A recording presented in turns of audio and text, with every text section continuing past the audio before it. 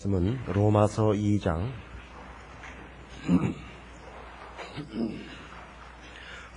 2장 12절에서 16절까지의 말씀을 봉독해 드립니다.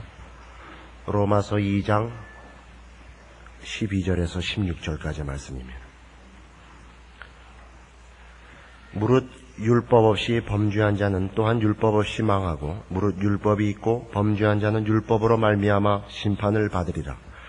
하나님 앞에서는 율법을 듣는 자가 의인이 아니요 오직 율법을 행하는 자라야 의롭다 하심을 얻으리니, 율법 없는 이방인이 본성으로 율법의 일을 행할 때는 이 사람은 율법이 없어도 자기가 자기에게 율법이 되나니, 이런 이들은 그 양심이 증거가 되어 그 생각들이 서로 혹은 송사하며 혹은 변명하여 그 마음에 새긴 율법의 행위를 나타내느니라. 곧 내 복음에 이른 바와 같이 하나님이 예수 그리스도로 말미암아 사람들의 은밀한 것을 심판하시는 그날이라.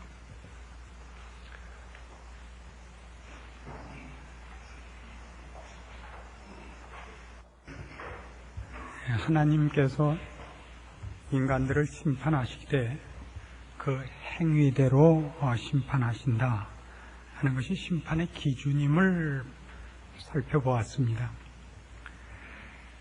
그런데 그 행위대로 심판을 하신다 하는데 어떤 문제가 생기느냐 하면, 율법을 알고 있었던 사람과 율법을 모르고 있었던 사람은 어떻게 되느냐 하는 문제가 생깁니다.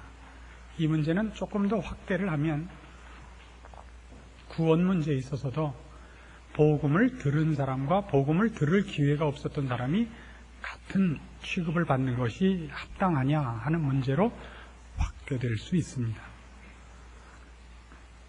오늘 우리가 본 본문 말씀의 12절을 보시면, 율법 없이 범죄한 자는 율법 없이 망하고, 율법이 있고 범죄한 자는 율법으로 말미암아 심판을 받는다, 이렇게 되어 있는 구조를 보실 것입니다.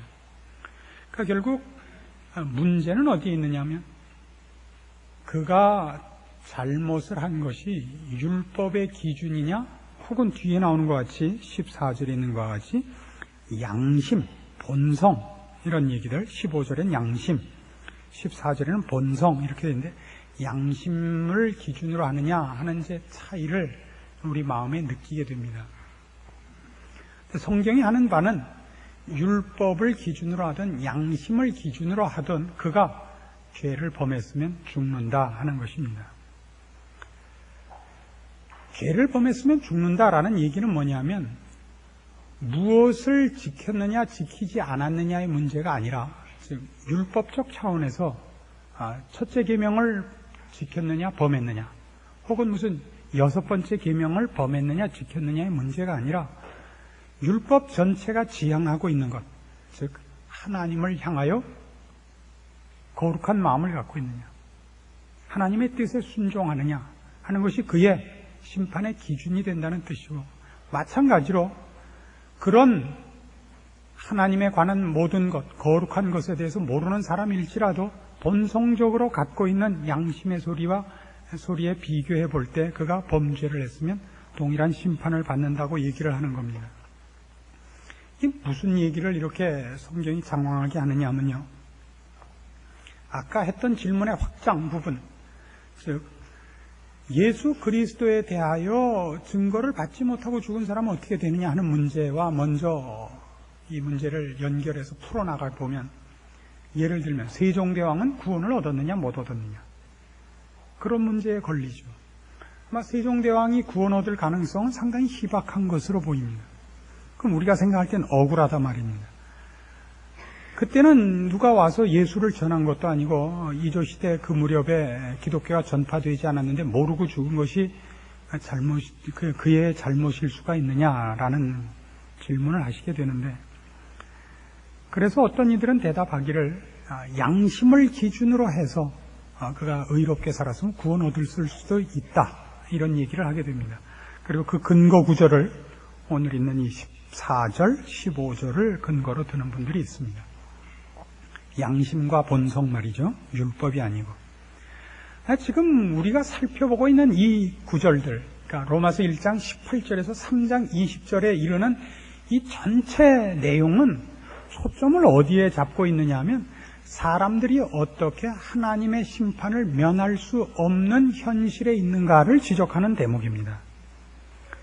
그러니까 구원의 가능성을 얘기하고 있는 데가 아니라 심판을 면할 가능성이 있느냐를 논하는 대목입니다. 그러니까 이 구절을 가지고 구원에 관한 여러 가능성을 논하는 것은 이 구절이 요구하고 있는 바가 아닙니다. 여기서 얘기하고 있는 것은 율법을 가진 자와 율법을 가지지 아니한 자가 둘 다 동등한 심판을 받을 것이냐 하는 데 대하여 설명을 하는 겁니다. 동등한 심판을 받지는 않는다는 겁니다. 일단 어떤 심판을 받느냐? 율법을 가진 자가 받는 심판은 율법 없이 범죄한 자들보다는 더 심할 것이다라는 얘기를 하는 겁니다. 율법을 가졌다는 것은 죄에 대하여 어쨌든 좀 더 나은 그 정의와 정보를 갖고 있었던 자들이기 때문에 그들의 범죄는 더 크게 취급될 것이고, 모르고 범죄한 자들은 아무래도 그것보다는 덜하게 취급될 것이라는 얘기를 하는 부분입니다. 그러나 초점은 이겁니다. 둘 다 몰랐건 알았건 행한 것이 범죄라는 사실은 너무나 분명하기 때문에 모르고 행한 죄라고 해서 그거는 그냥 묵과할 수는 없는 문제 아니냐. 여기가 초점입니다. 우선 누가복음 12장으로 가보십시다.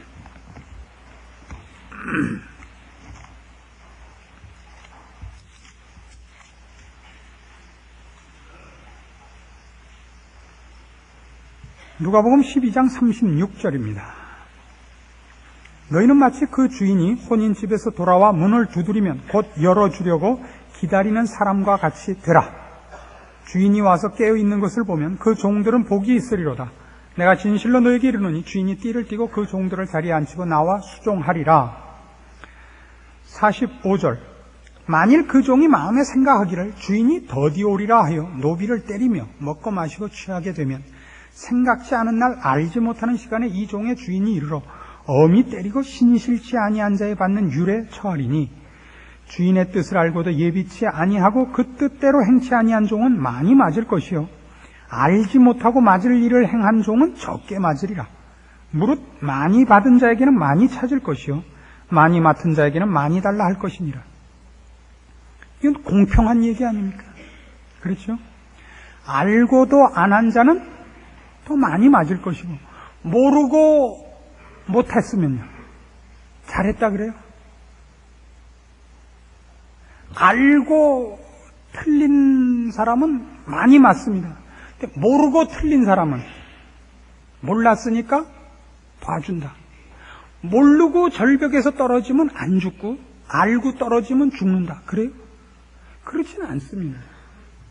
이게 지금 오늘 본문이 그 초점으로 삼고 있는 대목입니다.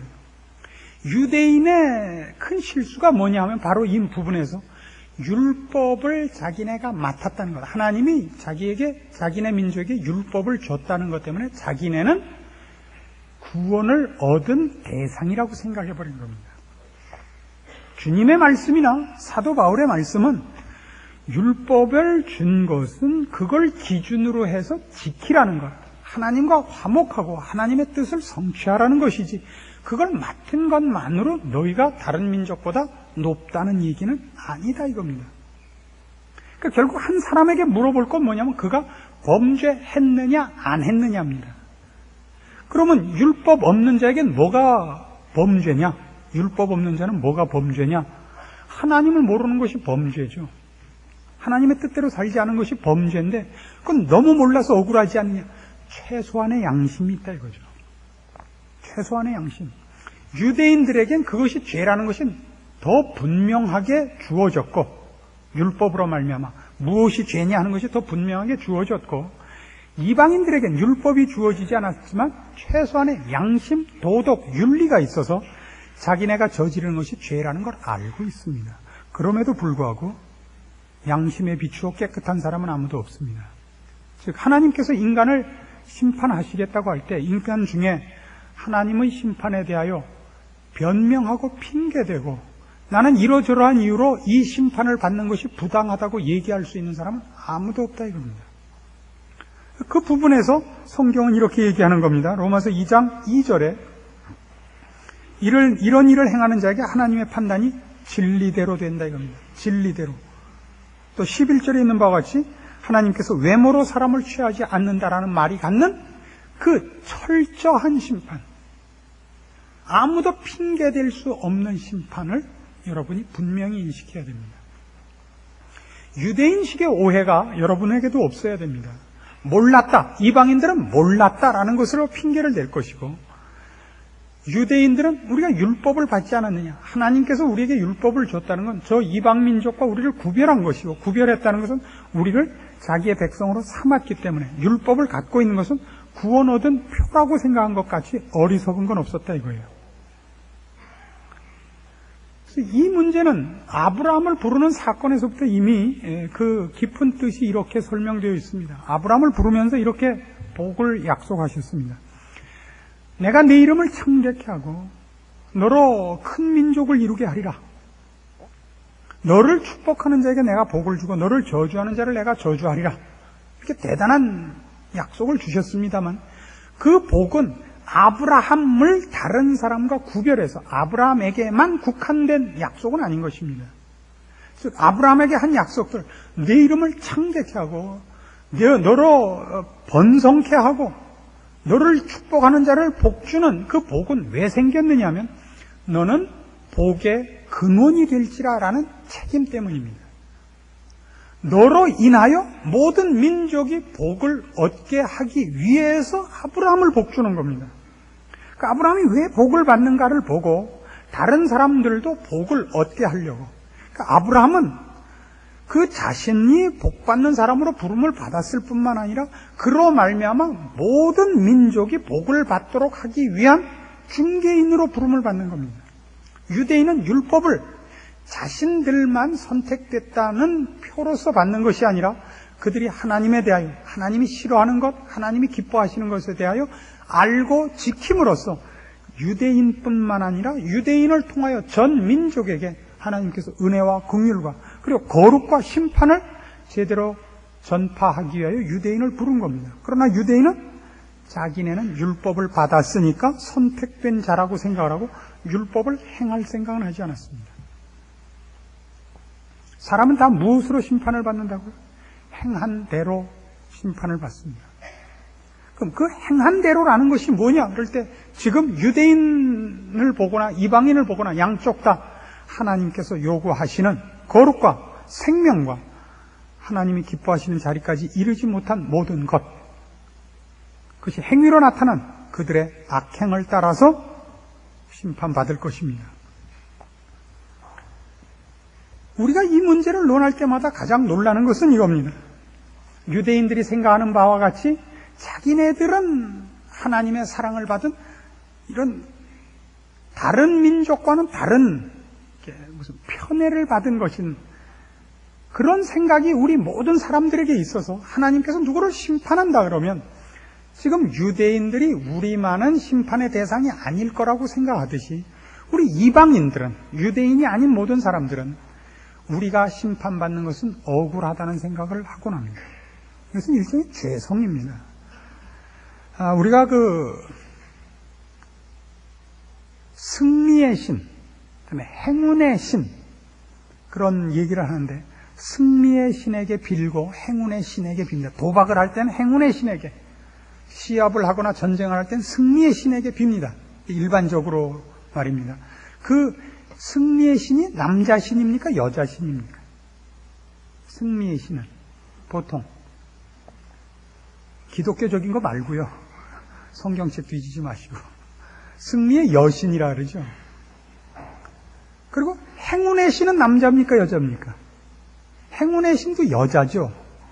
이 인간들이 왜 승리의 신과 행운의 신을 여성화했겠습니까? 이유가 뭐라고 생각하십니까? 잠시 여러분 옆에 앉아있는 부인의 얼굴을 보십시오. 거기에 답이 있습니다. 변덕스럽거든요.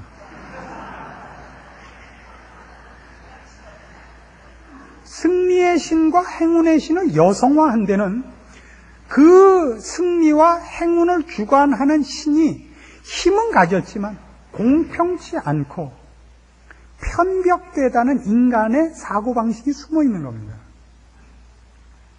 승리의 여신과 행운의 여신이 편벽된 것이 아니라 사람들이 그렇게 생각한단 말입니다. 자기가 잘못해놓고서는 핑계를 신에게 돌린단 말이에요. 그래서 이런 라스베가스에 가면 이런 유명한 일화가 있습니다. 어떤 사람이 기도하는 마음으로 헌금을 거를 전부 갖고 가서 기도하는 마음으로 이것이 이제 당첨돼야 교회도 짓고 무슨 큰 일을 할 텐데 이 돈으로 너무 작아서 슬로트 머신에 넣고 했는데 다 털렸어요. 이제 전화 걸 마지막 25센트짜리 코인 하나밖에 남지 않았습니다. 그래서 돌아가려고 그러는데 천사가 나타나더니 얘기를 하더래요. 그 마지막 코인을 넣어라. 이번에 너에게 100만 배의 그 행운을 주겠다. 그래서 돌아와 갖고 25센트짜리를 넣고 잡아다녔더니 수박 노루 이렇게 나온 거예요. 수박 노루 꽝이에요. 아니 이럴 수가 있는가 하고 돌아봤더니 천사가 째려오면서 뭐하고 있어 빨리 가지 않고 이러더라는 겁니다. 라스베가스에 가면 유명한 그 일화인데 대부분 못 듣고 오시는 이유는 이제 영어가 짧아서 못 듣고 오시는 거죠. 그 얘기 속에 뭐가 있죠? 그 얘기 속에도 신이란 결국 인간의 소원을 끝까지 외면하는 존재다라는 인간의 본성적인 신에 대한 거부감이 들어있다는 걸 아시겠습니까? 제가 얘기한 이 대목은 안 기억하고 앞에 것만 가서 얘기를 하더라고요. 이 뒷부분을 이해를 하셔야죠. 우리가 신이라는 존재에 대해서 막연하게 존재를 인정하지도 않을 뿐만 아니라 가끔가다 그 존재를 상상을 할 때도 그 신은 언제나 우리를 골리는 자, 그렇죠? 우리의 뜻을 외면하는 자, 우리가 가장 진지하고 필사적일 때 우리를 놀이개로 삼고 희롱하는 존재, 이렇게 생각하지 않습니까? 그렇지 않습니다. 하나님은 공평하시다는 것이 로마서 1장 18절에서 3장 20절에 이르는 동안에 사도 바울의 철저한 논증입니다. 이것이 왜 필요하냐 하는 겁니다. 그러면 왜 이런 얘기가 필요하냐? 우리가 기억해야 될 건 이겁니다. 우리가 복음에 대해서 얘기할 때 가장 많이 속는 것은 성경이 복음에 대하여 얘기하고 성경이 구원에 대하여 얘기할 때는 금상첨화의 얘기를 하는 것으로 생각합니다. 이미 우리가 금상을 갖고 있는데 거기에 첨화하는 꽃을 얻는 것이 기독교 신앙이며 예수를 믿는 유익이라고 생각합니다. 우리가 그럭저럭은 살고 있는데 예수를 믿으면 거기에 더 얹어서 월수 100만 원인데 11조를 내면 그것이 200만 원을 보장하는, 내가 그럭저럭 행복하게 사는데 예수를 믿으면 훨씬 더 행복해지는 이런 식의 개념으로 복음을 이해하고 구원을 생각하고 기독교 신앙을 요구하는 분들이 너무나 많습니다. 그러나 성경은 그렇게 얘기하지 않습니다. 성경은 철저히 뜻밖에도 심판에 관한 얘기를 먼저 앞세웁니다. 우리가 로마서 1장 16절에서 복음에 관한 얘기를 이렇게 정의를 들었습니다. 내가 복음을 부끄러워하지 아니하노니 이 복음은 모든 믿는 자에게 구원을 주시는 하나님의 능력이 됨이라.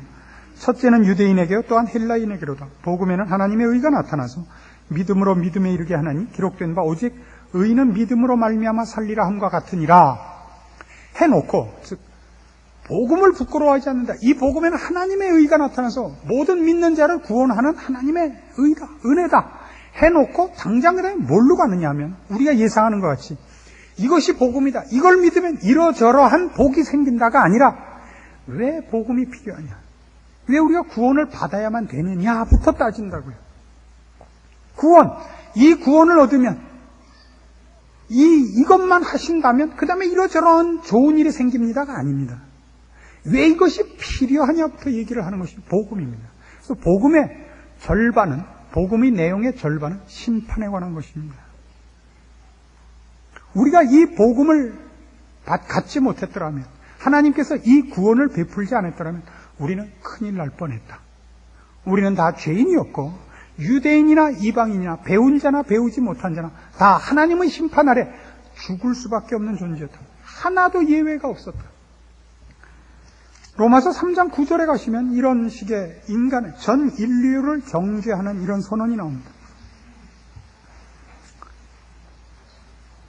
로마서 3장 9절입니다. 그러면 어떠하뇨? 우리는 나으뇨? 결코 아니라 유대인이나 헬라인이나 다 죄 아래 있다고 우리가 이미 선언하였느니라. 기록한 바 의인은 없나니 하나도 없으며 깨닫는 자도 없고 하나님을 찾는 자도 없고 다 치우쳐 한 가지로 무익하게 되고 선을 행하는 자는 없나니 하나도 없도다. 이것이 전 인류를 향한 성경의 불합격 판정입니다. 여기서 예외가 되는 인간이 역사상 아무도 없었습니다.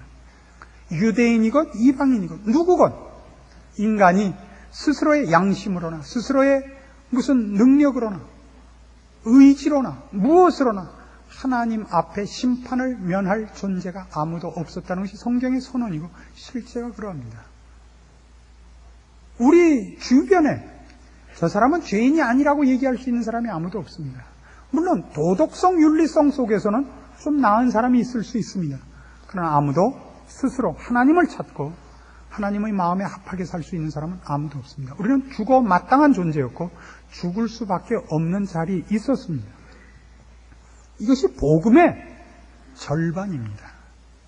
그래서 모든 구원은 이렇게 되는 겁니다. 여러분들이 구원을 얻었을 때를 다시 돌이켜서 생각해 보시면, 물론 어려서부터 믿는 가정에서 이렇게 잘하셔서 그 극적인 상황이 없는 분들에겐 이 경험이 별로 없겠습니다만은, 중간에 믿으신 분들 혹은 중간에 또 다른 회개의 경험을 가지신 분들은 다 이런 경험이 있습니다.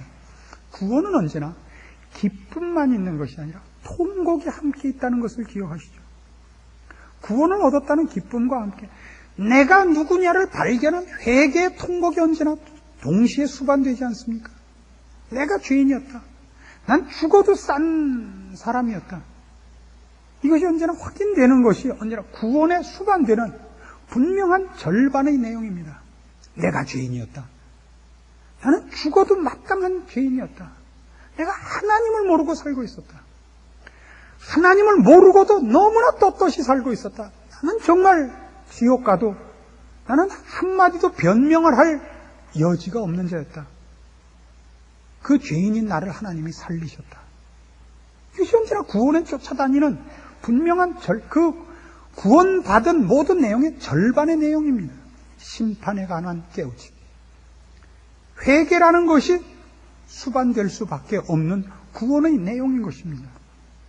이 부분이 현대로 올수록 너무나 약화되어 있어서 우리 모두는 구원에 관해 어떤 생각을 갖기 시작했냐면 채권자 같은 생각을 갖기 시작했습니다. 내가 예수를 믿어주고 이 비오는 주일날 교회도 나와주는데 그래 이따위 거 하나 안 들어준단 말이에요. 요따위로 기도를 하기 시작했어요.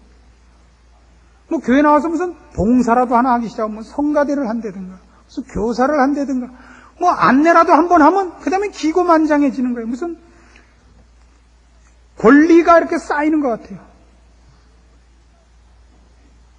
우리의 신앙은 그래서 우리가 누구였으며 구원을 얻었다는 것이 무엇인가가 제대로 감사되지 않는 한은 사실은 우리는 아직도 우리 자신에게 일어난 일을 제대로 이해하지 못하는 것이고, 그래서 감사가 적은 것이고, 그래서 쓸데없는 요구를 하는 신자가 된다는 것을 잊지 않아야 됩니다. 에베소서 1장으로 갑니다.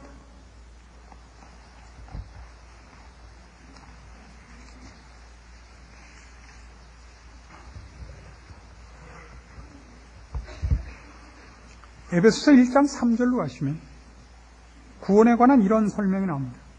찬송하리로다. 하나님 곧 우리 주 예수 그리스도의 아버지께서 그리스도 안에서 하늘에 속한 모든 신령한 복으로 우리에게 복 주시되 곧 창세전에 그리스도 안에서 우리를 택하사 우리로 사랑 안에서 그 앞에 거룩하고 흠이 없게 하시려고 그 기쁘신 뜻대로 우리를 예정하사 예수 그리스도로 말미암아 자기 아들들이 되게 하셨으니 이는 그의 사랑하시는 자 안에서 우리에게 거저 주시는 바 그의 은혜의 영광을 찬미하게 하려는 것이라. 구원에 있어서 가장 중요한 것은 행복이 아니고 그래서 거룩입니다. 4절에 있는 바와 같이 창세전에 그리스도 안에서 우리를 택하사 우리로 사랑 안에서 그 앞에 거룩하고 흠이 없게 하는 것. 그러니까 뒤집어서 얘기를 하자면 구원받기 전에 우리는 거룩하지 않고 흠이 많은 존재입니다. 구원은 이런 것입니다. 그러니까 구원 얻지 못한 우리는 하나님 앞에 아무도 합격점을 받을 자가 없고 죽을 수밖에 없는 존재입니다. 이쪽이 인식되지 않으면 우리는 구원 얻은 것이 감사하지 않습니다.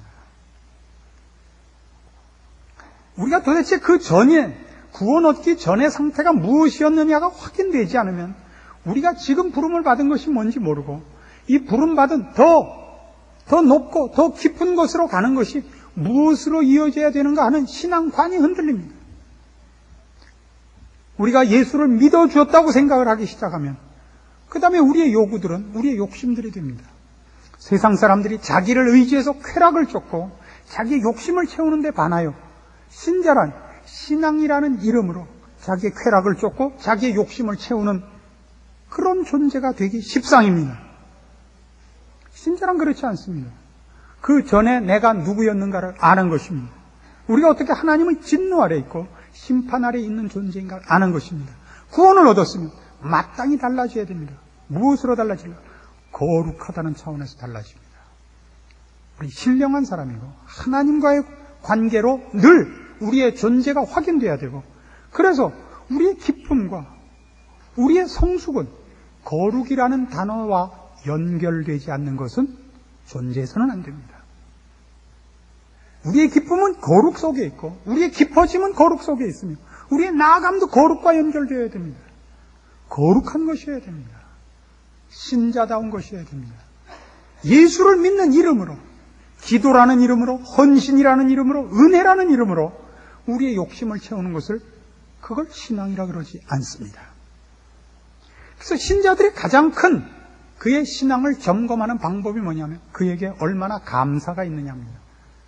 감사가 여러분의 자녀가 좋은 학교에 들어가느냐, 여러분의 사업이 잘 되느냐로 감사가 왔다 갔다 하는 이유는 더 크고 거대한 것에 대한 감사를 놓쳤기 때문에 액세서리에 의해서 움직이는 것입니다. 그 가장 큰 게 뭐냐면 우리가 구원 얻은 것입니다. 로마서 8장에 이런 말씀이 나옵니다. 로마서 8장 31절입니다.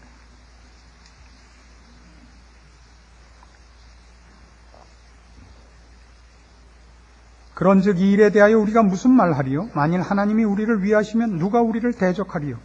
자기 아들을 아끼지 아니하시고 우리 모든 사람을 위하여 내어주시니가 어찌 그 아들과 함께 모든 것을 우리에게 은사로 주지 아니하시겠느냐? 자, 여기 비교를 보세요. 모든 것과 그 아들과 어느 쪽이 무게가 더 무겁게 묘사되어 있습니까?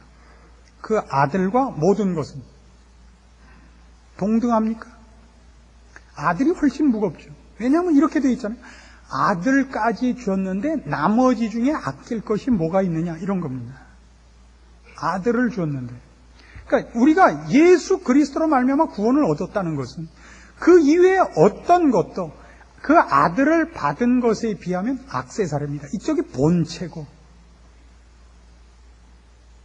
그러니까 무슨 방언을 한다든가, 무슨 환상을 본다든가, 무슨 어떤 신비로운 체험을 한다든가, 고속도로에서 차가 12바퀴 굴렀는데 말짱하다든가, 이런 모든 것은 액세서리라고요. 그것이 감사의 핵심을 차지하고 들어와서는 안 됩니다. 예수 그리스도를 알게 된 것, 여러분이 저 저주받을 자리로부터 지금 옮겨와 있는 것, 이것이 감사의 최고며 본체입니다.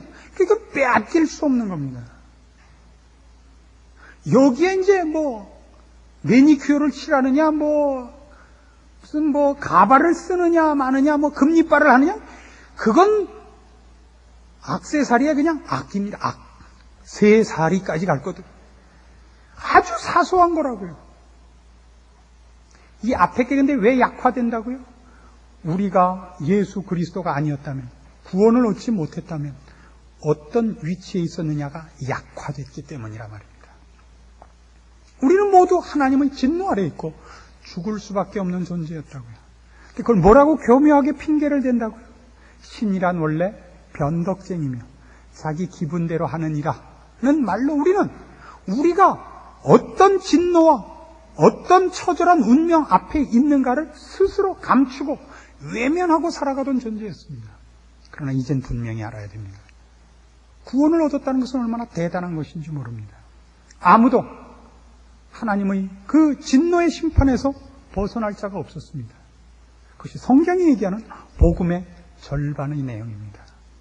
그 절반이 있기 때문에 십자가가 있고 그 다음에 구원의 감사가 있는 겁니다. 이 로마서 1장 18절에서 3장 20절에 이르도록 이 긴 시간 동안을 이 많은 장을 할애해서 사도 바울이 우리에게 납득시키려고 하고 증명하려고 하는 것이 정확히 그것입니다. 왜 우리에게 구원이 필요한가? 그것이 왜 복음인가? 그것이 없었더라면 우리가 어떡할 뻔했는가? 율법을 갖고 있었다든가 우린 몰랐다든가 이런 것이 통하지 않는, 그것으로 변명할 수 없는 처절한 저주 아래 있었다는 사실을 확인하는가? 그리고 이제 예수 그리스도로 말미암아 구원 얻은 것을 아는가? 그렇다면 그 감사가 얼마나 커야 되는가? 우리가 얻은 바 구원이 얼마나 놀라운 것인가? 이것을 얘기하고 싶은 것입니다. 여러분의 신앙도 마찬가지입니다. 여러분에게 감사가 마땅히 있어야 됩니다. 여러분에게 허락된 이 구원과 여러분을 위하여 십자가에 달리신 예수 그리스도의 피는 영원토록 효력이 있습니다. 여러분은 지옥에 가지 않습니다. 문제는 이겁니다. 신자로서 여러분이 얼마나 지혜롭게 사느냐 하는 것은 또 다른 싸움입니다. 여러분이 얻은 바 구원과 하나님께서 여러분을 사랑하사 예수 그리스도로 말미암아 여러분을 하나님의 자녀가 되게 하신 것을, 그걸 제대로 인식하시고 감사하며 살 수 있어야 됩니다. 신자답게 살 수 있어야 됩니다. 이 남은 여생을 세상 사람들이 사는 것 같이 자기의 쾌락과 욕심을 위하여 살지 않아야 됩니다. 신실하게 신자답게 사는 일, 그리고 이 얻은 바 구원을 감사하며 거룩으로 요구받고 있는 여러분의 신자의 삶을 충성되이 수행하는 것, 여기에 여러분의 기쁨과 자랑과 모든 소망이 있기를 권합니다. 기도하십시다. 하나님 아버지, 은혜를 감사합니다. 우리가 주의 크신 은혜로 구원을 얻었고 하나님의 진노로부터 벗어났습니다. 이 기쁨을 인식하게 하시고 우리가 어떤 자리로부터 이 자리에 와 있는가를 깨달아 감사하는 신자가 되게 하시옵소서. 우리가 더 바랄 것이 없는 자인 줄 알게 하사 매일매일 주를 힘입어 거룩한 싸움을 하게 하시고 무엇을 더 달래는 욕심으로부터 벗어나 거룩한 주의 사람답게 살아 우리를 통하여 주의 은혜와 사랑과 생명과 진리와 십자가가 증거되는 복된 인생들이 다 되게 하시옵소서. 예수님의 이름으로 기도합니다. 아멘.